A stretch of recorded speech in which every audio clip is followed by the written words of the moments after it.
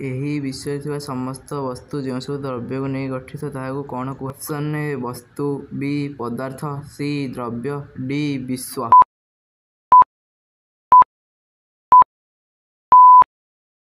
ଏହାର ସଠିକ୍ ଉତ୍ତର ହେଉଛି ଅପସନ୍ ବି ପଦାର୍ଥ। ପ୍ରତ୍ୟେକ ପଦାର୍ଥର କ'ଣ ରହିଛି?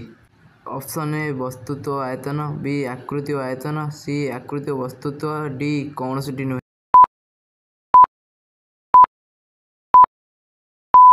ଏହାର ସଠିକ୍ ଉତ୍ତର ହେଉଛି ଅପସନ୍ ଏ ବସ୍ତୁତ୍ୱ ଓ ଆୟତନ। ଭାରତୀୟ ଦାର୍ଶନିକଙ୍କ ମତରେ ସମସ୍ତ ବସ୍ତୁ କେତେଗୋଟି ମୌଳିକକୁ ନେଇ ଗଠିତ?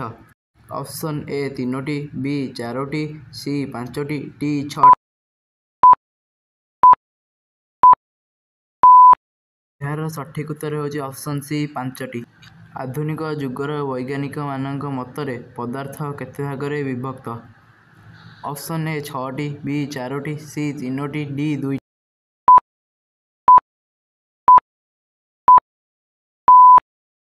ଏହାର ସଠିକ୍ ଉତ୍ତର ହେଉଛି ଅପସନ୍ ଡି 2 ଭାଗରେ। ପଦାର୍ଥର କଣିକା ଗୁଡ଼ିକ କିପରି? ଅପସନ୍ ଏ କ୍ଷୁଦ୍ର, ଅପସନ୍ ବି ବୃହତ, ଅପସନ୍ ସି କଳ୍ପନା କରିବ ନାହିଁ, ଅପସନ୍ ଡି କୌଣସିଟି।